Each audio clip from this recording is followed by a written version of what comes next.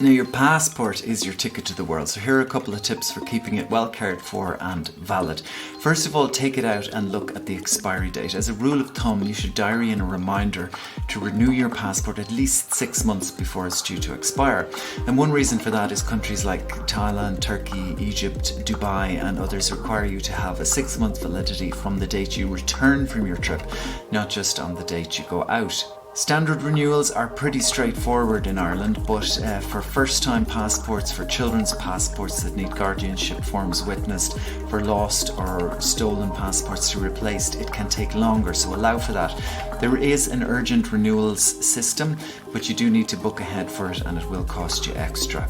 The next thing I recommend is have a look through it for rips and tears, water damage. Anything out of the ordinary can result in you being denied boarding or denied entry, so don't take any risks with that, particularly if you're going to Thailand or Indonesia, who are known to be strict on the slightest rip or tear. I keep my passport in a cover to protect it, and you can also use just a standard Ziploc bag.